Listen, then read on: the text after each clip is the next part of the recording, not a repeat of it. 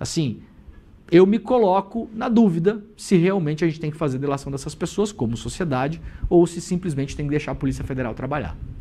Muito bem, Demori, obrigada demais. Então, a gente vai seguindo por aqui e eu quero só lembrar que, como você disse, esse material, esses 8.000 vídeos estão sendo analisados já pela perícia e a perícia vai fazer então essa separação do que é conteúdo pessoal e do que é o conteúdo que realmente interessa para a investigação. São 8h44, nós já temos o pré-candidato ao governo de São Paulo e ex-ministro Fernando Haddad aqui no nosso estúdio para a gente conversar. Seja bem-vindo, pode entrar, pode sentar, o espaço é todo seu. Tudo bem? Tudo bom? Seja muito bem-vindo. Que bom te receber aqui hoje. Bom dia. Tudo bem, William? Bom dia. Eu vou até aproveitar para lembrar da enquete que a gente tem no nosso chat. Vamos lá dar uma olhada nela, então. A pergunta que a gente fez é: a eleição de São Paulo já está resolvida?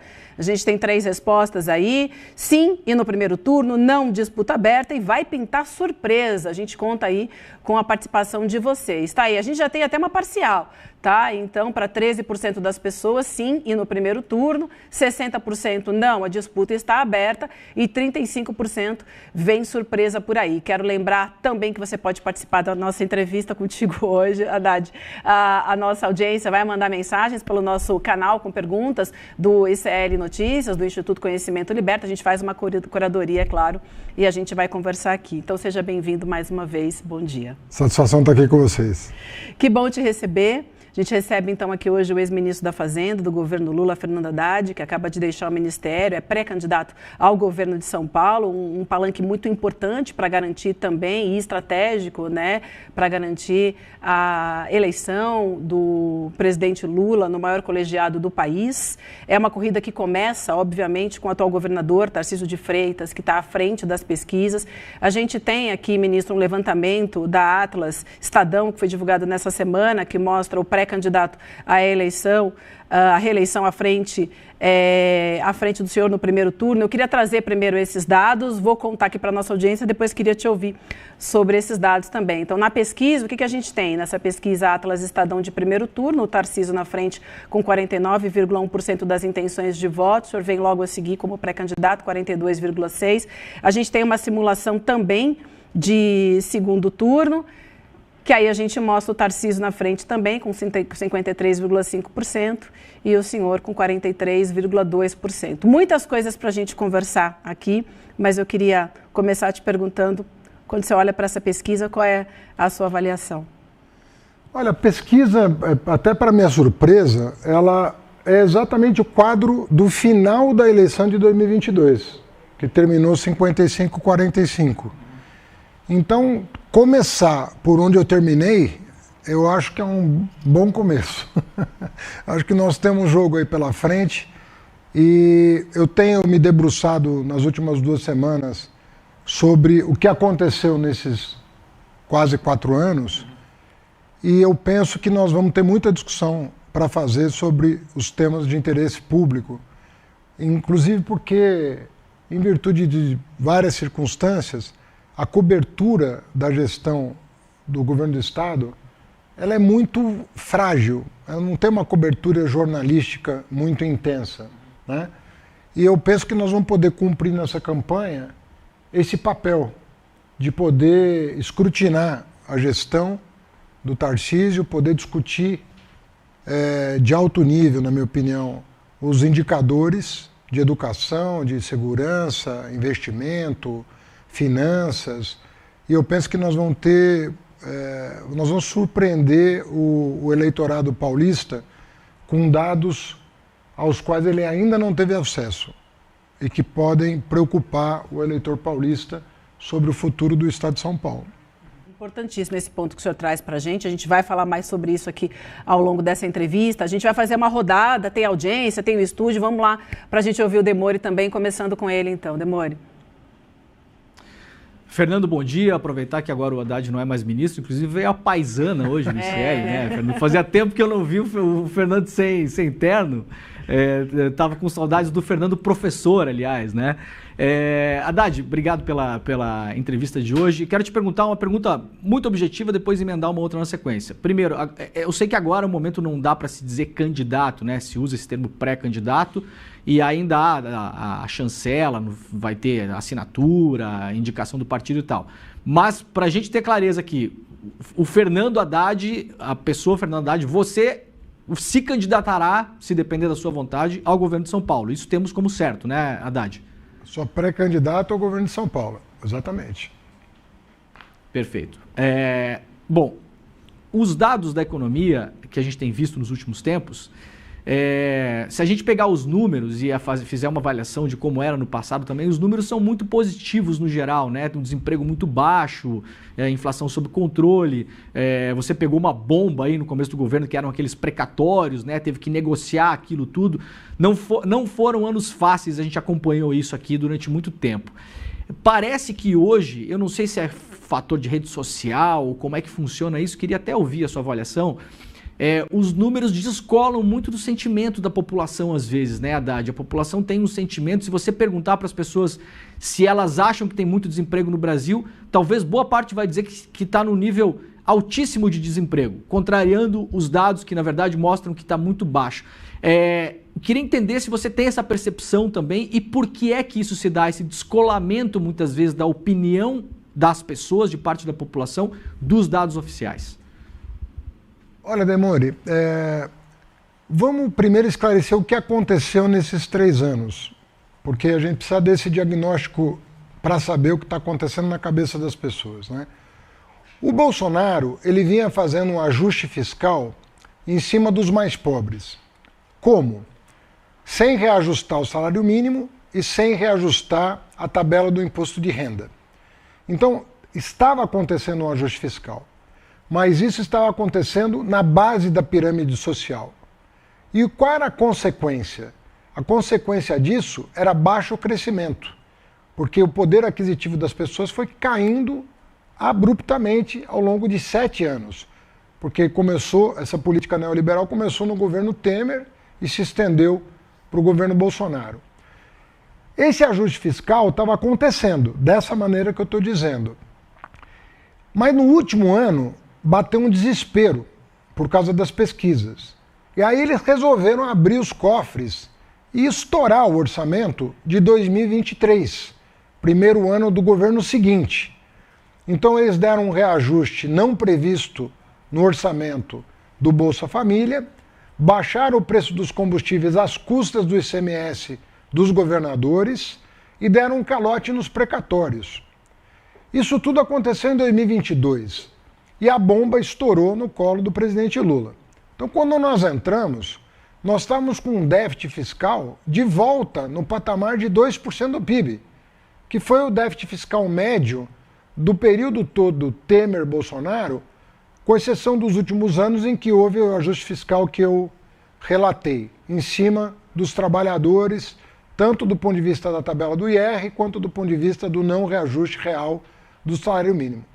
Como nós fizemos? Primeiro nós pagamos o calote.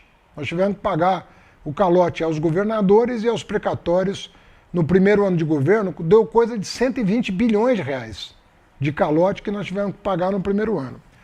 Mas daí nós passamos a fazer um ajuste fiscal, não mais em cima dos pobres, que passaram a ter reajuste real do salário mínimo, e a tabela do imposto de renda que atingiu a isenção. A faixa de isenção foi para R$5.000. Hoje quem ganha R$5.000, não importa se seletista, autônomo, o que quer que seja, não paga imposto de renda. Nós estamos falando de mais de 70% da população que deixou de pagar imposto de renda esse ano. E como foi feito o ajuste? Cortando o gasto tributário. O que é o gasto tributário? São aqueles benefícios fiscais que, uma vez colocados no orçamento, nunca mais saíam, sabe? Ficava lá no orçamento. Os amigos do rei, os lobbies, os grupos de interesse.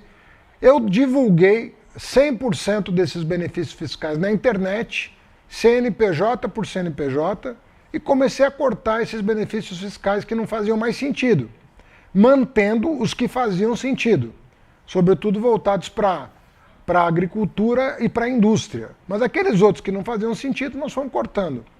entregamos as contas muito melhor do que recebemos, muito melhor, e os indicadores, inflação a menor da história em 4 anos, desemprego o menor da série histórica, dobramos a taxa média de crescimento, o melhor salário real médio da história e a maior massa salarial da história.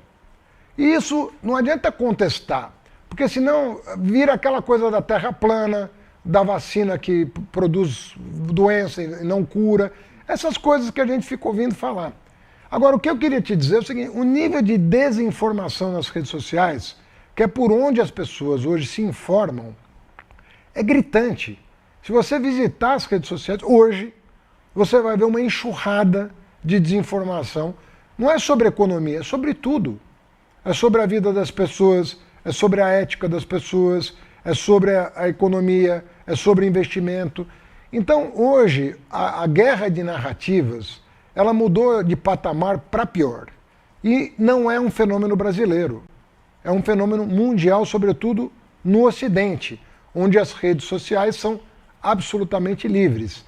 Onde não é livre, no Oriente, nem toda rede social é livre para dizer o que quer. Então, e às vezes os governos não são democráticos também. Aí você tem uma outra realidade, governos mais autoritários e rede social controlada.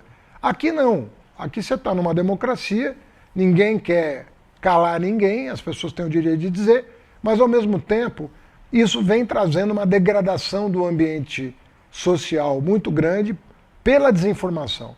Eu estou aqui no ICL porque é uma forma de eu me comunicar informando. Todo mundo que está nos assistindo pode lá colocar, o Haddad não está falando a verdade sobre isso. E aí você cria um contraditório que estabelece a verdade. Porque para nós, o debate sempre vai interessar, desde que a resultante seja verdade. E a pessoa aí, o cidadão, vai poder votar em A, B ou C com base num dado. Então, se amanhã ficar demonstrado que os indicadores econômicos pioraram, o cara vota na oposição. Agora, não é o que está acontecendo no governo do presidente Lula, e nós vamos fazer um debate aqui em São Paulo para perguntar para o eleitor se ele está a par do que está acontecendo com a saúde pública, com a educação, com a Sabesp privatizada, com a segurança pública, com os pedágios. Vamos fazer um debate. Porque o bom da democracia é quando você tem uma arena em que você faz o debate franco, de alto nível, e deixa o eleitor, né, a prerrogativa de escolher o seu destino. Aí que está tudo bem. Todo mundo ganha. Até quem perde a eleição ganha. Porque teve a possibilidade de se apresentar e de fazer propostas de acordo com a sua consciência. Ministro, Fernanda, eu vou passar para o César que ele quer fazer a pergunta, mas só para não perder de vista, daqui a pouco a gente vai trazer mais esse tema, mas nós também aqui no ICL fomos os primeiros a trazer as páginas de fofoca sendo usadas e patrocinadas por bets também, para fazer exatamente isso que o senhor traz aqui para a gente. O senhor foi uma das vítimas, então a gente está separando inclusive um desses prints para trazer daqui a pouquinho, é só para não perder aqui do radar, que é importante a gente falar sobre isso. Quando estiver pronto, eu aviso aqui, mas passando a bola agora para o meu colega aqui, o César. Haddad, eu quero, primeiro, prazer te ter no estúdio, obrigado pela tua presença no N1. Eu quero trazer o debate para nossa dimensão da disputa do Estado aqui de São Paulo, né? Me parece que uma das questões centrais da equação é o antipetismo, que é muito forte no interior do Estado, porque a gente sabe que na capital você tem muita força, foi prefeito, inclusive, da capital, e tem muito capital político por aqui. O interior já é uma disputa mais difícil porque tem um antipetismo muito forte. Eu queria te perguntar como é que você pretende trabalhar essa questão para, de fato, superar o Tarcísio de Freitas na disputa. Olha, se a gente for temer dialogar com quem pensa diferente, nem é bom disputar, entendeu? A verdade é que a política se faz com a construção de novos consensos, de novas possibilidades, entendeu? Eu entendo que há um conservadorismo histórico, mas eu entendia também, em São Paulo, antes da eleição da Erundina, as pessoas diziam que nunca um partido progressista ia ganhar São Paulo. E assim, muito francamente, as melhores administrações de São Paulo foram as administrações progressistas, que deixaram um legado, deixaram as finanças em ordem, deixaram uma visão de futuro para a cidade. Pega a minha administração. o plano diretor, as obras que foram licitadas no meu tempo. Se você pegar o grau de investimento que o São Paulo obteve, a primeira vez foi na minha gestão, a renegociação da dívida da cidade foi na minha gestão. Tudo isso aconteceu e São Paulo já teve 3 administrações progressistas, né? Em 2022, eu ganhei na região metropolitana, não só na capital, mas na região metropolitana, por 55 a 45, e fica o desafio político de conversar com o público do interior. Agora, o interior, você vê, nós vamos falar mais da escola pública do interior, que está numa situação diferente hoje, né? Você tem que falar do fato do Comando Vermelho estar atuando no interior de São Paulo, que nunca aconteceu isso. E agora aconteceu, de uma outra facção, que nem era de São Paulo, vir para São Paulo para atuar no interior paulista. Você tem a questão do custo de vida no interior de São Paulo, seja pela água mais cara, seja pelos pedágios. Você tem uma série de questões que você vai poder discutir com o interior, mostrando alternativas, porque não adianta oposição, não é para criticar, ele critica durante o governo. Oposição na eleição é para propor. Você tem que propor uma alternativa. E nós, no campo da segurança, no campo da infraestrutura, no campo da educação, teremos propostas alternativas ao que está aí.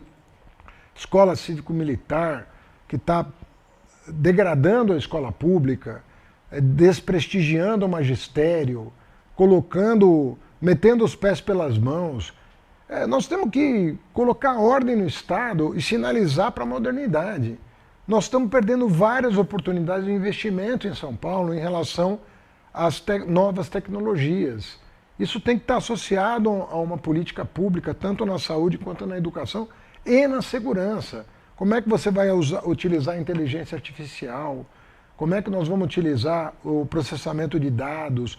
Tem todo um caminho pela frente que eu penso que, como eu acho que o governador estava com a cabeça em Brasília, eu não falo isso por mal.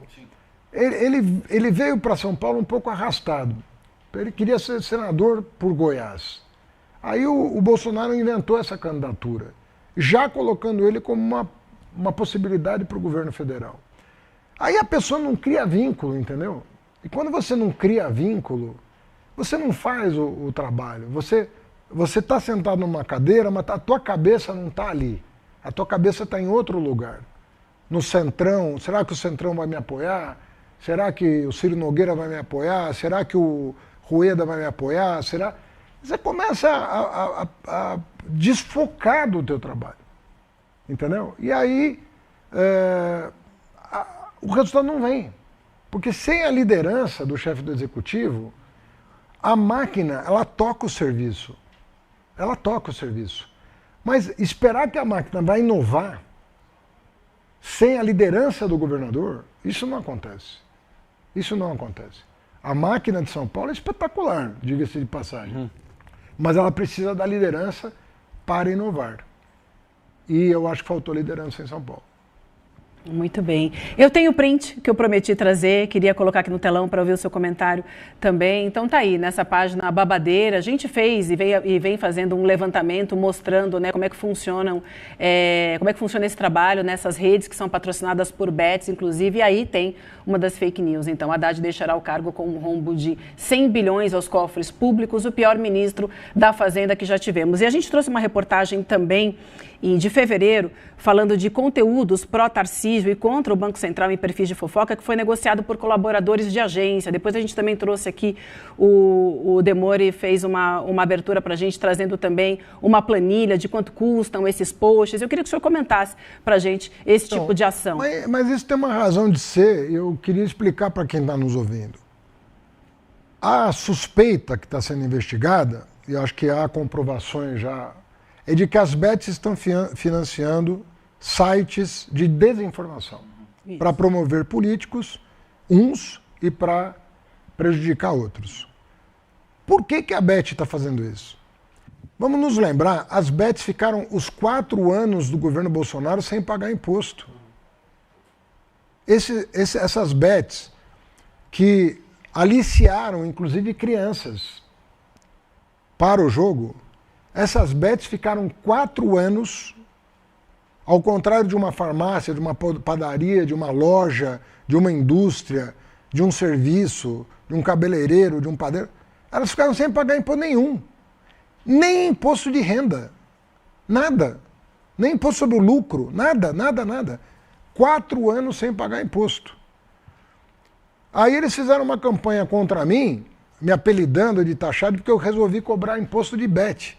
Agora eu fico me perguntando, se um empresário que gera emprego, se um empresário que paga aluguel, paga luz, paga condomínio, paga imposto, como todos nós que somos trabalhadores e pagamos impostos, por que uma bet vai ser tratada como uma Santa Casa de Misericórdia?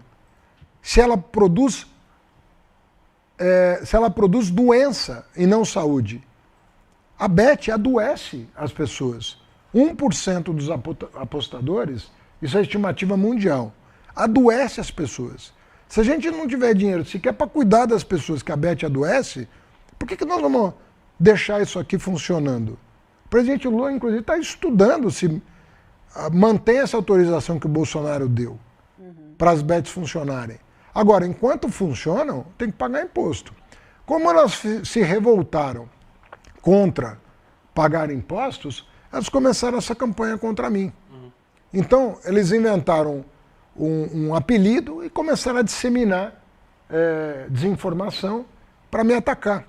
Agora, eu não vou deixar de cumprir a minha obrigação funcional com medo de um bando de canalhas que ficaram 4 anos na ilegalidade sem pagar imposto. Agora, existe gente séria nesse setor? Eu acho que até existe. Não estou dizendo que todas são assim. Mas é um setor novo, que não gera emprego, que não gera bem-estar, na minha opinião. Enquanto a pessoa está se entretendo ali, uma coisinha ou outra, um entretenimento, ok. Mas a partir do momento que você não tem compromisso com a saúde mental, a partir do momento que você não tem compromisso com a Receita Federal, a partir do momento que você faz publicidade enganosa, de que uma pessoa pode enriquecer apostando em jogo de azar, como o próprio nome diz, ninguém vai ganhar dinheiro em jogo de azar. A partir do momento que essas pessoas agem dessa maneira e financiam site de fofoca, eu tenho todas as razões do mundo para não sentir nenhuma simpatia por esse setor. Entendeu? Bom dia, ministro. É um prazer receber você aqui no estúdio. Eu queria aproveitar para ligar esse tema que a gente estava falando, porque são notícias falsas. Talvez o senhor tenha sido a primeira vítima conhecida desse esquema de fake news lá atrás, em 2011, com o kit de combate à homofobia, que acabou virando o kit gay nas mãos do Jair Bolsonaro em 2011. E 15 anos depois, o senhor é vítima de outra fake news, o seu ministério, a taxação do Pix. Eu queria saber como é que o senhor tem visto esses movimentos crescentes de ataques com notícias falsas, com desinformação, e como é que o senhor está se preparando para a disputa desse ano e como é que o PT está se preparando para isso também? A extrema-direita nasceu das redes sociais. Nasceu. Por quê? Porque como não há controle nenhum, é diferente de uma emissora, numa concessão de rádio e TV. Começa a ter ação judicial, começa a ter uma série de coisas. Então uma concessionária de um serviço de radiodifusão tem determinadas obrigações contratuais que ela é obrigada a observar. Sim. Nas redes sociais não existe isso. Então aí fica, vai censurar? Não, ninguém quer censurar, mas como preservar a integridade moral de uma pessoa que está sendo atacada por meio de calúnia, difamação? Como é que você faz isso? Então hoje a gente está começando a saber lidar melhor com isso. O judiciário está mais atento, a justiça eleitoral está mais atenta, o impulsionamento às vezes dá na cara que ele está sendo direcionado, como essa reportagem que vocês apresentaram aqui agora, né, de site de fofoca patrocinado por bet para difamar pessoas. Então, isso vai mudar, mas não vai mudar na velocidade que nós gostaríamos. Hoje, nós estamos numa situação melhor do que nós estávamos em 22. 22, o presidente Lula só ganhou porque nós não estávamos na situação de 2018. Então, em 2018, foi o Vale Tudo que vocês conhecem, né? Um Vale Tudo total.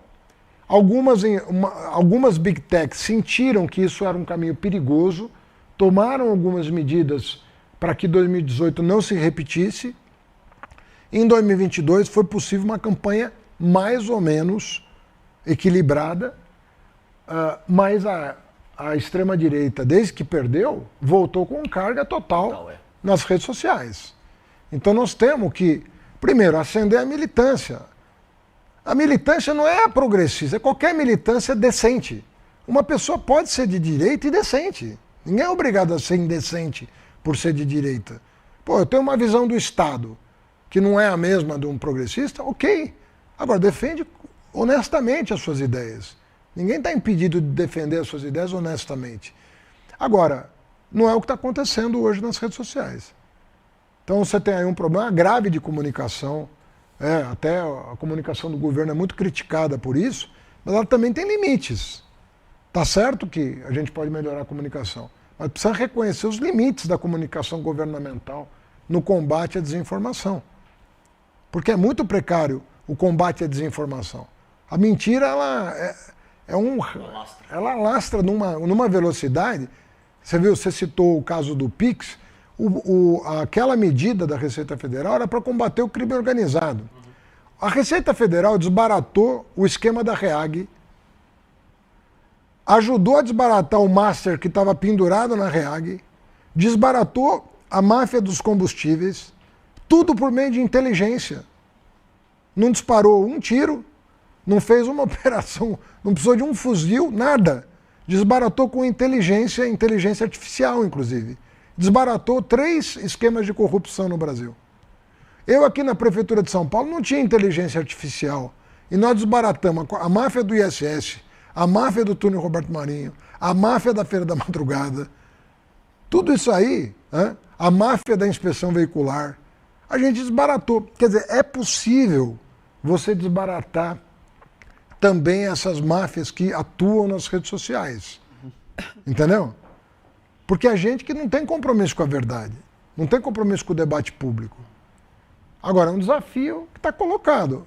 Eu acredito, bem sinceramente, que nós evoluímos. Nós não estamos na situação de 2018. Você pegar de 2018 para cá, houve uma evolução no combate a esse tipo de prática. Mas nós estamos longe do ideal, porque ainda escapa muita coisa. Demore, passando para você a próxima pergunta, por favor. Sim, vou fazer 2 muito rápidas, porque a gente tem a pergunta da nossa audiência ainda. Haddad, 2 coisas muito rápidas. Uma coisa que você mencionou, que o presidente Lula estuda eventualmente reverter a decisão de autorização das bets do Bolsonaro. Significa o quê? Que poderia eventualmente até pensar em proibir as bets? Primeira pergunta. Segunda pergunta, limpando esse terreno, né, da questão da fake news, do Nicolas Ferreira, bet patrocinando notícia falsa e tal...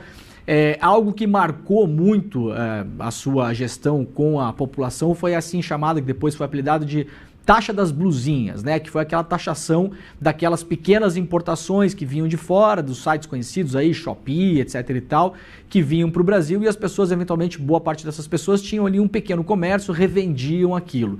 Eu queria perguntar, avaliando agora, olhando para trás, né, olhando para o passado, você acha que aquela decisão foi acertada, foi um erro, foi acertada fiscalmente, mas você pode avaliar que eventualmente foi até um erro de cálculo político ou teve um problema de comunicação, primeira coisa, e se isso está em estudo para reverter, para acabar com essa taxa das blusinhas? Olha, aí tem um problema grave de desinformação, gravíssimo, porque essa decisão não foi tomada pelo presidente da República. Essa decisão foi tomada pelos governadores, todos os governadores passaram a cobrar a taxa das blusinhas, inclusive aqui de São Paulo, o Tarcísio de Freitas cobra a taxa das blusinhas e a direita não reclama dele. Então eu não entendo por que... Mas isso ficou marcado no seu nome, né, Fernando? Ficou marcado como você tem tomado essa decisão, né? Então, mas eu estou te esclarecendo que, em primeiro lugar, todos os governadores tomaram essa decisão no âmbito subnacional, não é uma decisão federal. E a segunda decisão foi de 100% dos partidos do Congresso Nacional, que aprovaram por unanimidade uma cobrança mínima para combater o contrabando. Foi isso que foi decidido.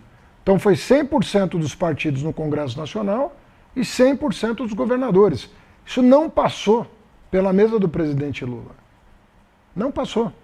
Então, de novo, aí é engraçado que até o nosso campo desinforma, perguntando se eu estou arrependido de uma decisão que eu não tomei.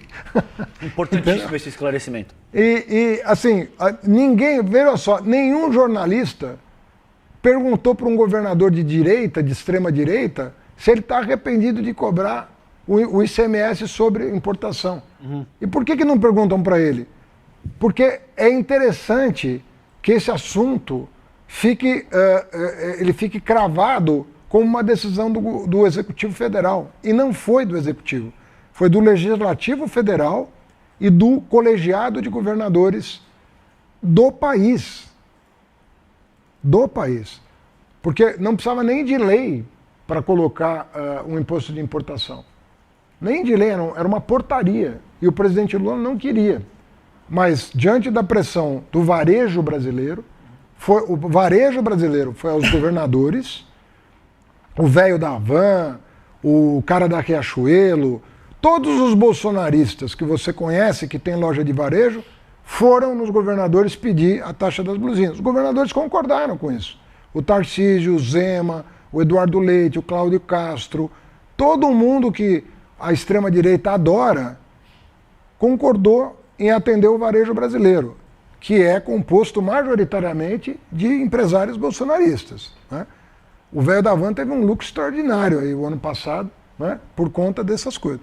E foram no Congresso Nacional pedir para todos os partidos uma proteção contra o contrabando dessas empresas chinesas.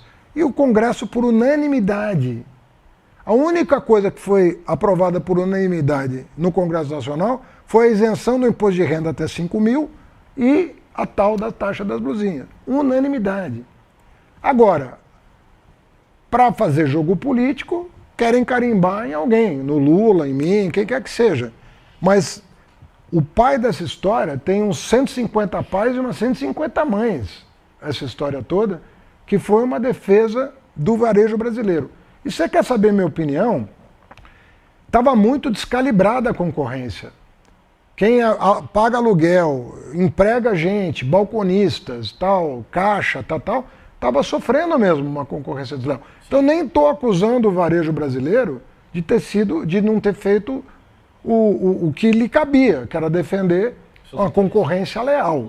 Então o varejo reagiu porque estava fechando lojas no Brasil inteiro.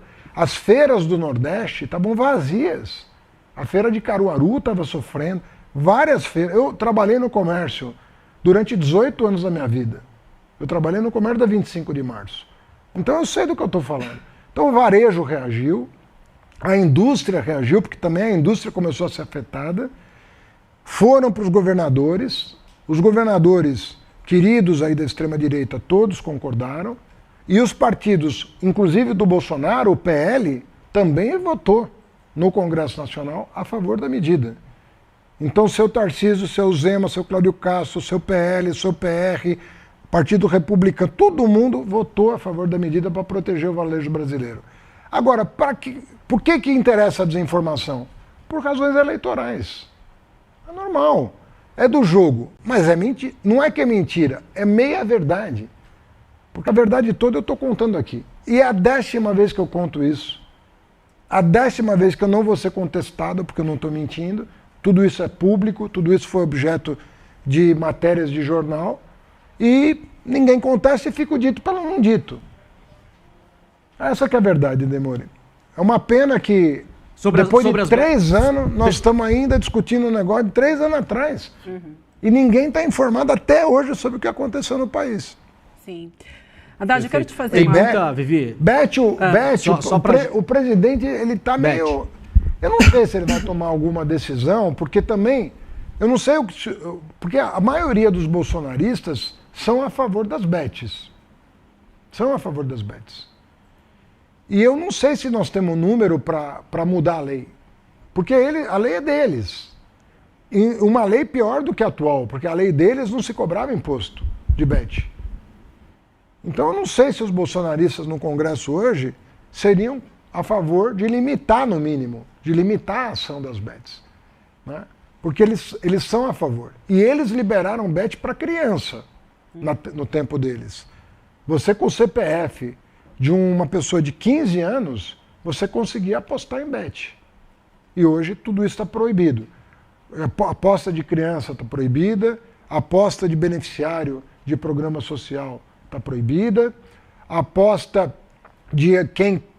A pessoa hoje pode se auto-excluir do ecossistema de bets por 1 ano, por 6 meses, tem um botão de auto-exclusão e uma vez acionado, a pessoa não tem como voltar atrás na decisão, aquele CPF fica bloqueado pelo tempo que ela decidiu.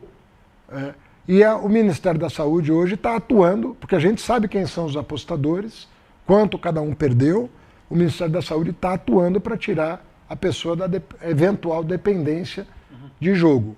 Então mudou muito do Bolsonaro para cá. Mas eles estão reagindo, os bolsonaristas, porque eles têm, inclusive, sociedade com bet. São sócios, às vezes, de bet.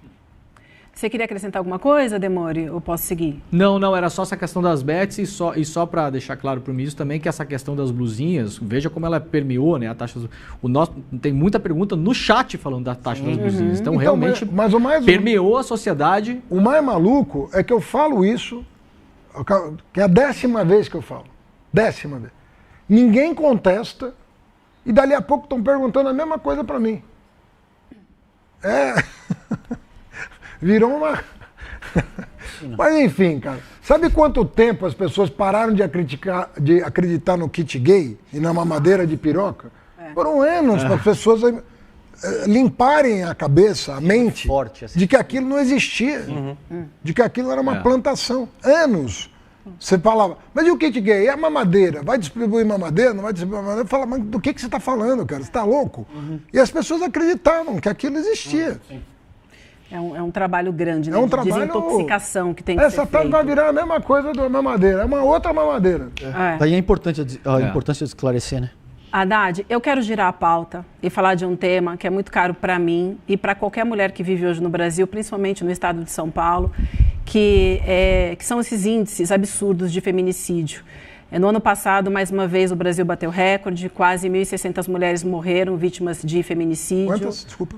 Quase 1.600, 1.568 mulheres. São 4 mulheres morrendo por dia no Brasil vítimas de feminicídio e uma mulher morrendo em São Paulo a cada 25 horas. Enquanto a gente está conversando aqui hoje, 4 mulheres vão morrer vítimas de feminicídio, uma delas em São Paulo. São Paulo lidera esse ranking. É o estado onde mais mulheres morrem. É muito preocupante, a gente lançou uma campanha aqui chamada Nenhuma Mulher a Menos, a gente todos os dias vem trazendo esses casos.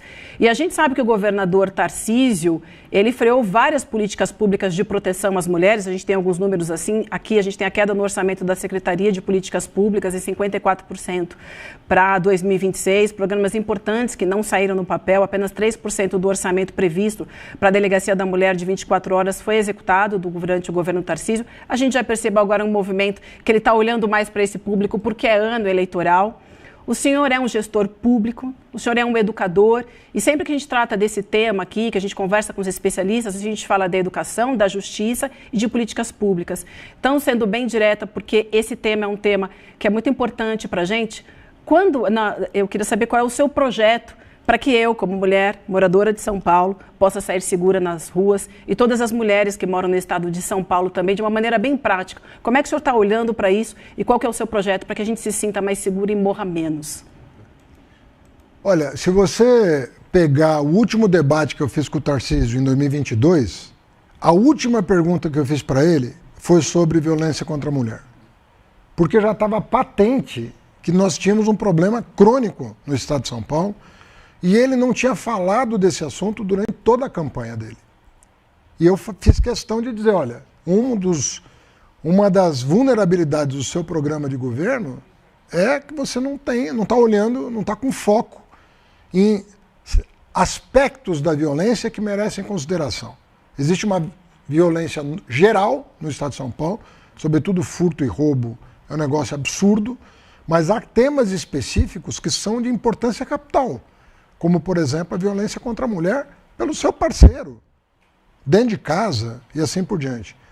E ele deu uma resposta genérica, absolutamente genérica, dizendo que ele ia resolver o problema, que ele tinha solução. E estava patente para mim que não era verdade. Que ele não tinha uma resposta para isso. Não cumpriu sequer o que ele prometeu. Ele não cumpriu sequer o que prometeu. E mesmo se ele tivesse cumprido, não teria resolvido. Porque não tem uma ação articulada. Porque a violência contra a mulher, no caso do feminicídio, não estou falando da roubo de celular na rua, estou falando no caso de feminicídio, em geral, a pessoa que praticou o crime é da convivência da mulher. Em geral, regra geral, ela é uma pessoa que convive com aquela mulher. Então, o tipo de ação preventiva, ela é de outra natureza. Ela exige um tipo de conscientização que não foi alvo de nenhuma política pública no Estado. Nenhuma política pública no Estado. Então, se você não partir, não envolver a educação, não envolver essa discussão sobre a questão da mulher na sociedade brasileira, né, você não vai baixar esses indicadores. Não vai. Então, não tem havido ações dirigidas a uma conscientização do problema e como a pessoa que se sente ameaçada, vamos pegar esse caso pavoroso, né, da soldado que foi alvo de um tiro na cabeça e as evidências todas vão numa direção péssima, né, no sentido de que talvez ela tenha sido morta pelo seu companheiro. Essa pessoa durante dias ficou se comunicando com seus parentes e amigos, se dizendo ameaçada. E onde ela se sentia segurança, se ela se sentiu segura para compartilhar com uma amiga de que ela poderia terminar morta, por que ela não pensou em recorrer a uma autoridade competente para buscar uma medida protetiva? Porque ela nem ela, que é soldado, se sentiu segura de acionar os canais competentes. E ela era uma soldado, quer dizer, ela era uma pessoa da segurança pública. E o marido dela, o companheiro dela, era uma pessoa, um agente de segurança pública. Então, veja a situação.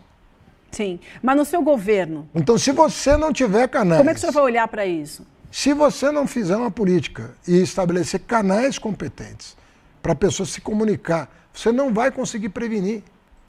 Não vai, porque a pessoa mora com a outra. A pessoa namora com a outra, ou é um ex-companheiro, é um ex-marido, é o atual marido. Você não é com polícia ostensiva na rua que você vai prevenir feminicídio. É um outro tipo de ação. Então você tem que ter pessoas especializadas em prevenção e fazer políticas públicas de prevenção. Quais são as políticas públicas de prevenção hoje no estado de São Paulo? Você conhece? A mulher não conhece. A mulher paulista não está a par. Se existe, ela desconhece. E se ela desconhece, não tem prevenção. Não tem como agir, claro. Muito bem. Queria fazer agora algumas perguntas que a gente tem da nossa audiência também, muita gente fazendo perguntas aqui importantes. Essa é do Antônio Cícero, e ele fala o seguinte: senhor Haddad, como governador, o senhor pretende diminuir os pedágios nas estradas de São Paulo? O senhor pretende acabar com a privatização de coisas públicas, como vem fazendo o atual governador Tarcísio? É o Antônio Cícero no nosso chat que ele faz essa pergunta. Olha, as privatizações, tem coisa que o Estado pode, não precisa estar envolvido. Mas quando você fala de transporte público, né, concessão de rodovias, água, concessão do serviço de água e esgotos, saneamento básico, você está falando de temas muito sensíveis, em que os contratos têm que ser regidos por cláusulas muito rígidas. Porque o concessionário privado quer lucro. Ninguém compra uma concessão para perder dinheiro. Sim. E quer o lucro máximo que aquilo vai oferecer. Se você faz um contrato ruim com a concessionária, primeiro que tem coisa que eu acho que não devia privatizar. Eu defendi a não privatização da Sabesp veementemente em 2022, porque a experiência internacional demonstrava que privatização do saneamento não dava certo. E muitas cidades europeias estavam reestatizando serviços de água e esgoto. Então acabava o contrato, ela não renovava a concessão, porque não tinha dado certo. Piora da qualidade e aumento da conta. Eu perguntei para o Tarcísio, você vai privatizar a Sabesp? Ele falou, eu estou estudando. Só que ele não estudou, porque ele privatizou, 3 meses depois da posse, ele já anunciou que ia privatizar. Então ele prometeu que ia estudar e ele não estudou. Porque eu acredito que se ele tivesse estudado, ou ele não teria privatizado, ou ele teria feito um contrato diferente com a nova concessionária. Essa é a minha opinião. Então eu acho que ele não estudou. Então tem gente revoltada. Privatização das linhas aqui de CPTM e metrô. Você tem visto uma piora da qualidade. A linha Esmeralda aqui em São Paulo está uma tragédia. Todo mundo reclamando. Eu convivo muito com essa turma que mora na Zona Sul, sobretudo, e ninguém aguenta mais tanta pane da linha privatizada. Você pega o Flow, esses pedágios que estão sendo colocados. Tem gente que trabalha perto, mas tem que passar pela estrada. A pessoa mora num lugar, trabalha no outro, e às vezes não tem outra via para chegar no trabalho. Então você está impondo um custo para as pessoas que elas não tinham. Então tem muita coisa que foi feita errada. Tem muita coisa que foi feita errada. E isso precisa de uma pessoa com foco no Estado. Estava dizendo, não adianta você sentar numa cadeira pensando na outra. Eu já vi isso muito acontecer na política. Eu sou ministro da Educação, mas o que eu quero ser depois? Cara, seja ministro da Educação primeiro. Se você der certo, alguém vai pensar em alguma coisa para você depois. Ah, eu sou ministro da Fazenda, o que eu vou ser depois? Faz o teu trabalho. Faz um bom trabalho primeiro. Faz o teu trabalho. Isso não aconteceu em São Paulo. Não aconteceu por várias razões. Não era uma pessoa com raízes em São Paulo. Não tinha conhecimento do Estado. E não tinha aquela paixão que a política exige para você fazer a diferença. Estava dado como certo que ele era o candidato e tudo mais. Então, o São Paulo virou uma passagem. Olha, eu tenho, como se fosse um pedágio que ele tem, um flow que ele se impôs. Né? Free flow. Eu tenho 3 anos de flow e eu já saio daqui. Meu primeiro endereço foi o Palácio dos Bandeirantes, o meu último endereço vai ser o Palácio dos Bandeirantes também. Entendeu? Era o primeiro e o último endereço, era um flow de 3 anos. Era um pedágio. São Paulo virou um pedágio para o governador. Uma coisa custosa que demorou a passar. E acabou resultando também numa coisa que deve ter deprimido, porque aquilo que era esperado, ele ser o candidato, não aconteceu. Pelo menos até aqui. Haddad, a gente já entrou no tempo que a gente combinou para a entrevista. Queria saber se você pode ficar mais um pouco com a gente. Queria fazer mais uma pergunta da audiência. Vamos fazer mais uma saideira aí. Vamos fazer mais 2? Pode, duas porque tem uma importante da Débora Maganha aqui. Tá bom. Então eu vou trazer essa da audiência, né, que é da Leni Rodrigues, que ela pergunta o seguinte: como o seu governo pretende tratar do problema da escola cívico-militar no estado de São Paulo? Olha, eu fui ministro da Educação 7 anos. Se eu for listar aqui as entregas do governo Lula na educação, dobrar o número de vagas nas universidades federais, reservar 50% delas para alunos de escola pública, criar 38 institutos federais com hoje 800 unidades no país, muitas em São Paulo. Você vê, na educação profissional, o Estado parou de investir em educação profissional.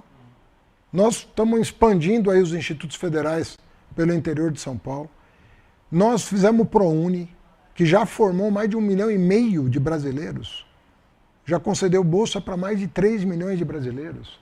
Então você vai listando o Fundeb, a troca de ônibus escolares, tudo isso foi feito, né? De maneira adequada, né? Eu nunca vi um educador defender militar dando aula. Nunca vi. Você tirar um militar da rua para fazer o que ele não sabe, para gerir uma escola que ele nunca estudou a gestão de uma escola, a gestão de uma comunidade escolar. Você tira o cara do que... Você vai piorar a saúde, vai piorar a segurança e a educação. Vai piorar. É a mesma coisa pegar um professor para botar num hospital para fazer cirurgia. Do que você está falando? Não tem sentido nenhum. Então, assim, ele tá metendo pés pelas mãos. E é para agradar o público bolsonarista que ele fez isso, porque nem ele acredita nisso. Ninguém acredita nisso. Isso é uma coisa que não funciona em lugar nenhum do mundo. Vai na França, vai na Inglaterra, vai nos Estados Unidos, vai nos países que a extrema-direita adora. Israel, vai onde você quiser. Isso não existe, gente. Nós estamos vendendo uma ilusão para as pessoas. Uma escola tem que ser organizada pela comunidade escolar, professores, funcionários, alunos e família. É isso que organiza uma escola. E quando se organiza bem, os resultados vêm. O Ceará tem a melhor educação básica do país. Tem alguma escola cívico-militar lá? Não. Não tem. As escolas são públicas. Pernambuco tem o melhor ensino médio do país. Tem algum ensino médio cívico-militar lá? Por que a gente não se inspira no que deu certo? Nós vamos nos inspirar no que ninguém sabe. E tudo leva a crer que não vai dar certo. Então, são coisas... sabe essa espuma que se cria para dizer que tem um projeto? Sim. E não é por outra razão que a qualidade caiu no estado de São Paulo. A qualidade da educação caiu, segundo os indicadores do nosso Instituto Federal chamado INEP, que é quem mede a qualidade das escolas públicas.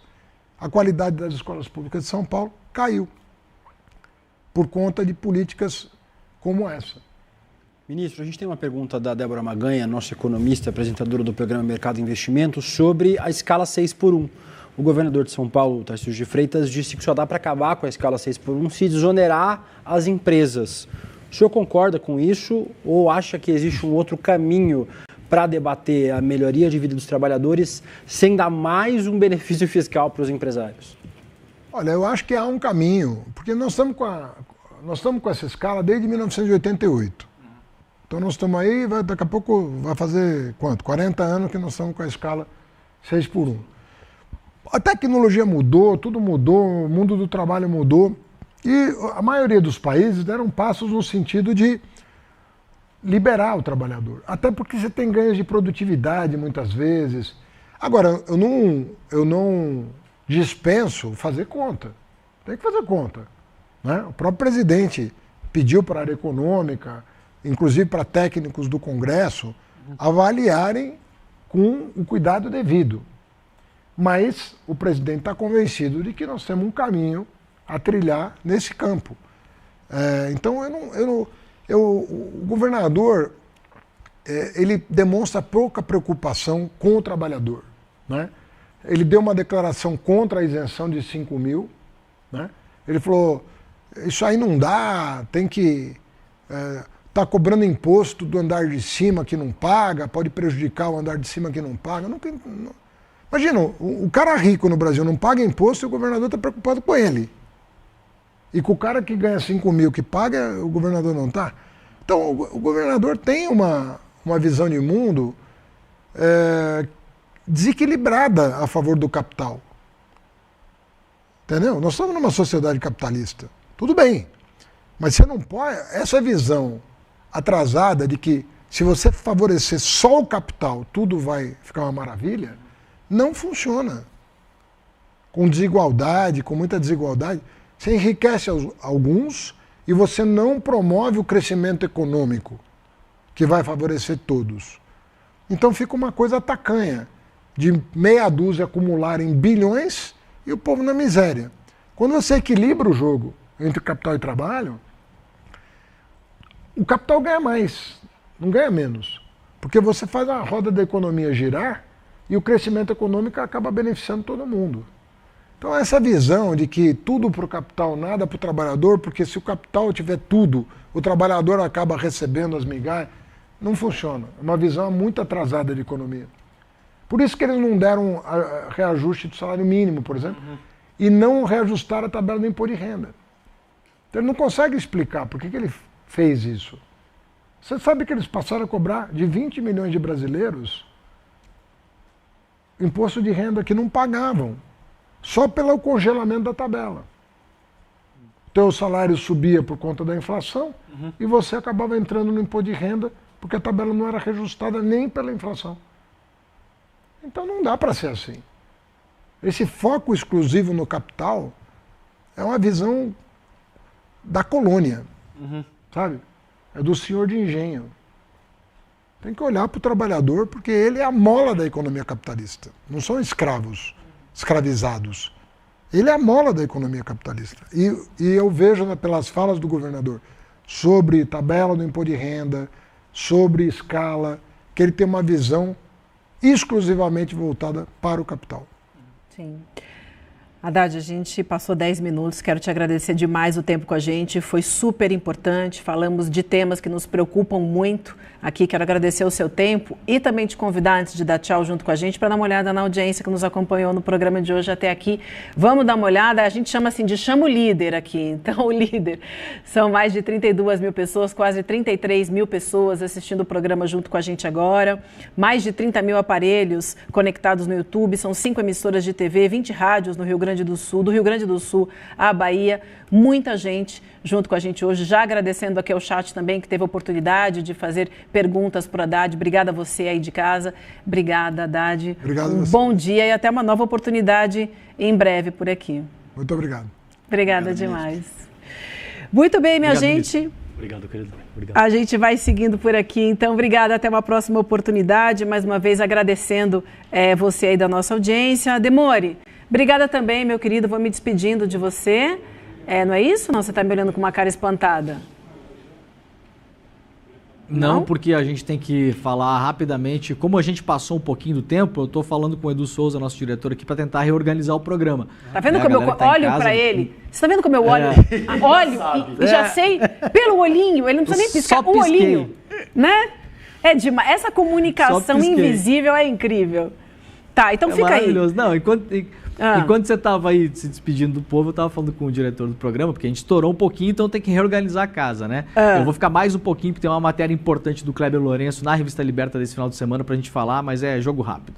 Tá bom, então deixa eu fechar a enquete primeiro, tá? Vamos aqui, a pergunta que a gente fez foi: a eleição de São Paulo já está resolvida?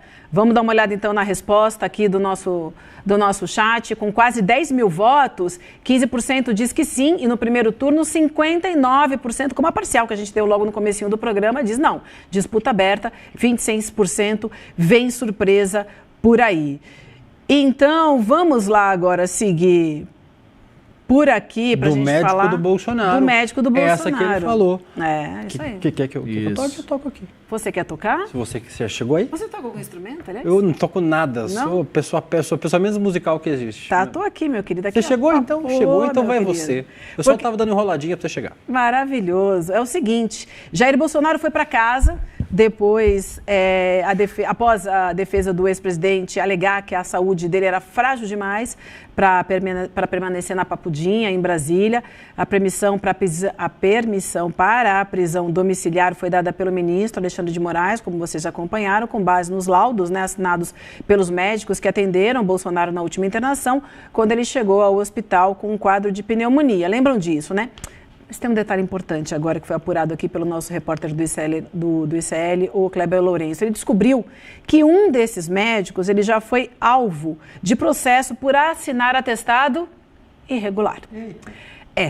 Você vai poder ver na reportagem completa que a gente preparou, que teve origem em informações recebidas pela nossa plataforma denunciei.com, na Revista Liberta dessa semana, chamando atenção para vocês.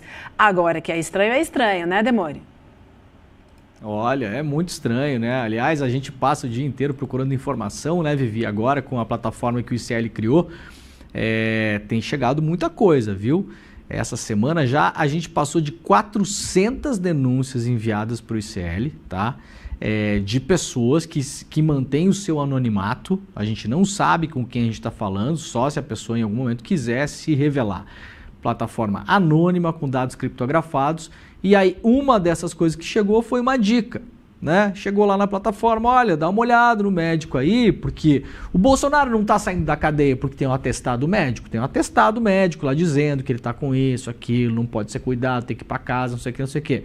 E aí essa fonte anônima entrou em contato com o ICL através da denunciei.com. Aliás, se você quiser mandar denúncias para a gente setor público, setor privado, de qualquer tipo de denúncia que você acredite que possa ser objeto de uma investigação jornalística, entra lá, denunciei.com e manda pra gente. A plataforma, César, um sucesso. Aliás, essa semana eu tive que juntar a turma, colocar mais um jornalista nosso para filtrar as denúncias, porque estava chegando muita coisa, né? Então a gente está filtrando isso. E aí veio o Kleber Lourenço, pegou né, essa dica dessa fonte e foi atrás lá no Conselho de Medicina e tal. Então temos aí a reportagem da Revista Liberta nesse final de semana, gente. Nada mais, nada menos que o médico do Bolsonaro, que deu atestado para ele sair da cadeia, já foi alvo de processo por atestado falso, atestado irregular, no Conselho Federal de Medicina, se não me engano, né? Lá nos anos 2000. A matéria está na Revista Liberta, essa não está no site do iclnoticias.com.br não, tá?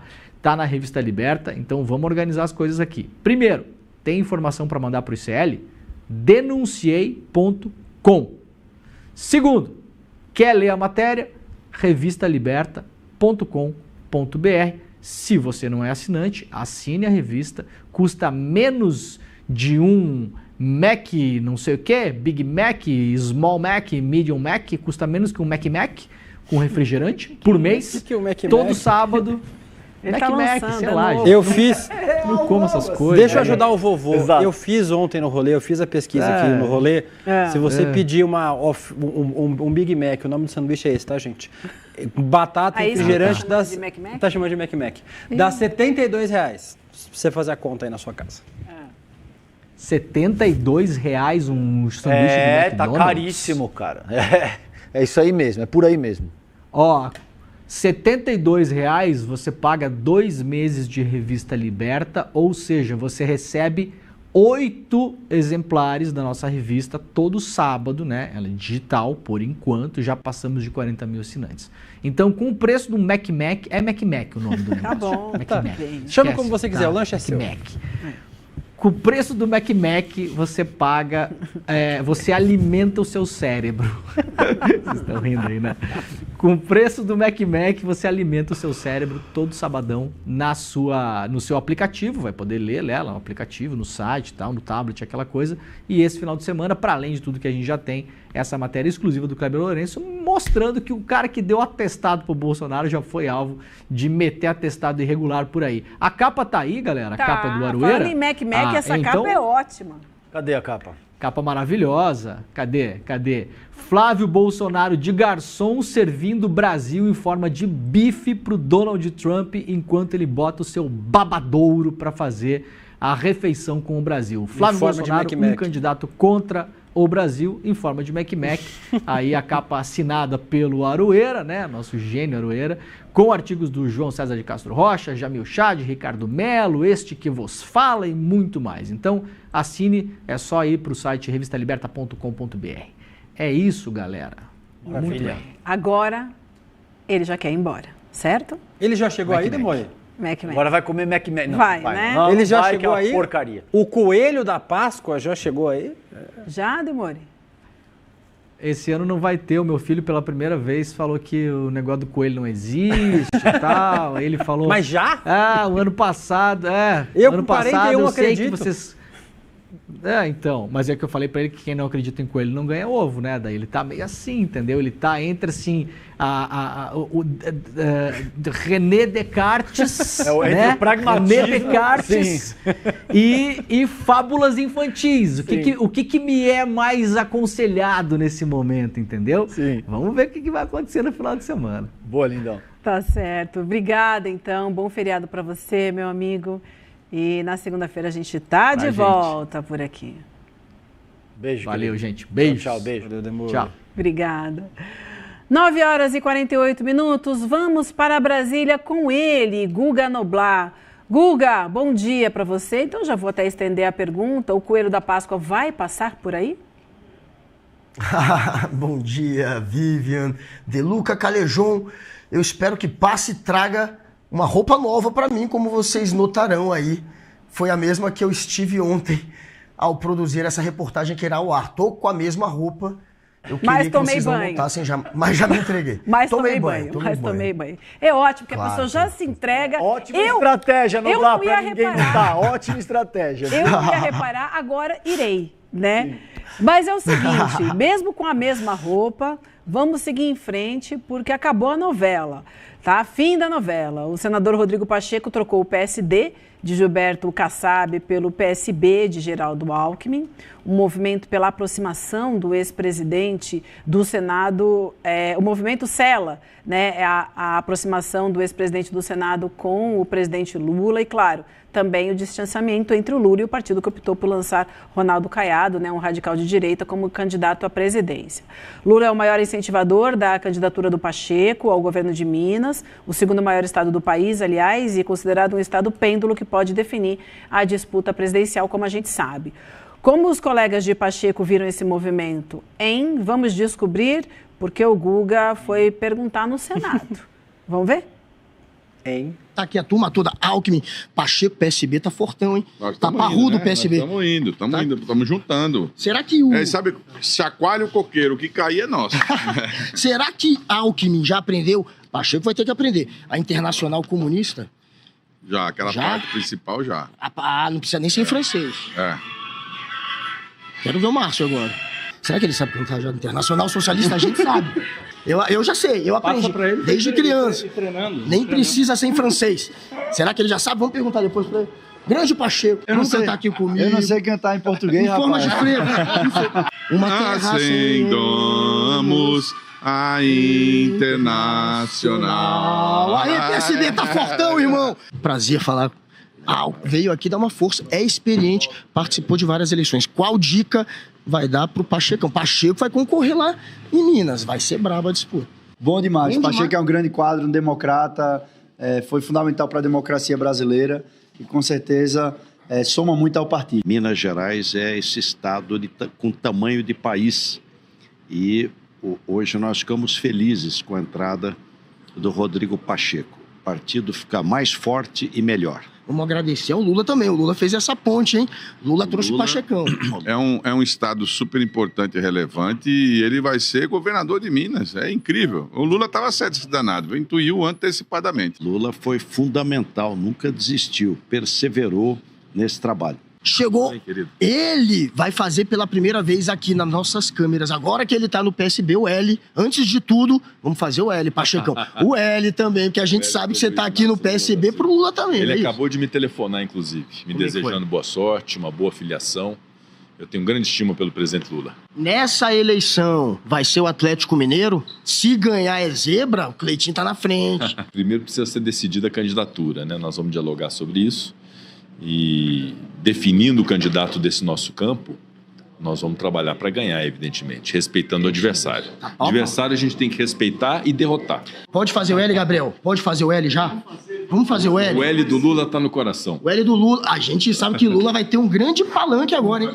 Parabéns, grande nome no partido. Agradeço ao Lula também, hein? Lula garantiu o Pacheco aí pro PSB, mais um grande nome no partido. Vai ser candidato ao governo de Minas. A disputa vai ser quente. Será que vai dar certo? Ô Gustavo, eu estava falando agora no nosso grupo do jornalismo aqui, que sorte a nossa nessa empresa ter uma pessoa absolutamente maluca que nem você para colocar o Márcio França cantando a Internacional Socialista num vídeo do YouTube. Então eu só queria agradecer você por existir aqui com a gente e por você ser completamente maluco, oferecendo a gente vídeos como esse. Mas eu queria perguntar sobre o conteúdo também, Guga. O PSB embarcando aí com mais uma candidatura. O presidente Lula e o PT têm feito várias concessões pelo Brasil, né? Colocando governadores de outras legendas. Vai apoiar o PSD em alguns lugares e agora mais um candidato do PSB, do vice-presidente Geraldo Alckmin aí. O Pacheco não é exatamente muito carismático, né? Mas pelo menos vai tentar entrar com força nessa campanha no estado importante que é Minas Gerais, tanto para o Brasil quanto para a eleição do presidente Lula, né, Guga? Claro, eu estava comportado ontem, meu príncipe de Luca. Inclusive, eu pensei em perguntar para o Geraldo Alckmin, pensei, mas não perguntei, se, olha, com a entrada do Rodrigo Pacheco é uma boa, já que agora você não vai ser mais o único de direita no partido, não perguntei. E também não disse para o Pacheco que para ele se filiar a um partido de esquerda só mesmo no dia 1º de abril, né? Já que o Pacheco não tem um passado, digamos assim, na esquerda. Ele foi do DEM, ele foi do PSD, já foi do PMDB também. Inclusive, ele estava em dúvida se iria agora para o União Brasil ou para o PMDB. Acabou embarcando no PSB, que é onde ele tem uma garantia maior de ser o candidato ao governo de Minas. E também terá o apoio do Lula. As pesquisas mostram